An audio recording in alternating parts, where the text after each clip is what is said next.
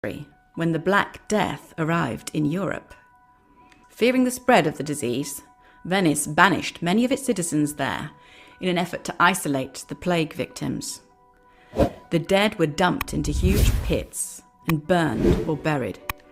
As the disease continued to decimate the population, patients with even the slightest symptoms were transferred, often in the same boat bearing the corpses of the dead, to the island en masse. And there they were given little help or comfort, and when they inevitably perished, were cast onto the flaming pyres and incinerated. It is estimated that well over 150,000 people died on the island at this time. In 1922, the island became home to a psychiatric hospital. Patients reported seeing shadows, hearing wailing, and seeing visions of ghostly apparitions at night. Of course, their concerns were largely ignored because they were deemed, well, crazy. It was said that one of the doctors in charge of the administration was particularly sadistic and conducted his own experiments on his patients. Unauthorized early-day lobotomies with primitive tools, such as hand drills, screwdrivers and hammers, chemical experiments, and unnecessary limb amputations. According to some sources, the doctor eventually succumbed to the madness, seeing the same ghostly apparitions his patients had reported. He climbed the bell tower and hurled himself to his death.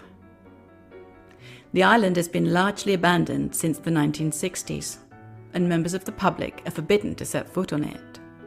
However, its fascinating and gruesome backstory continues to draw people from across the globe, from ghost hunters to paranormal investigators. Even locals report regularly hearing the sound of chimes carried across the bay, even though the bell in the tower was removed many years ago. Number 1. The Athens Lunatic Asylum. The Athens Lunatic Asylum was operational in Ohio from 1874 to 1993, so well over a century. It provided services to Civil War veterans, children, and those deemed mentally unwell. After a period of abandonment, the site was reopened by Ohio University as The Ridges and houses the museum, auditorium, and several offices. However, the former asylum was notorious for pioneering the now infamous lobotomy procedure, hydrotherapy, and electroshock therapy, all of which are known to be harmful today. At capacity, it housed over 1,800 patients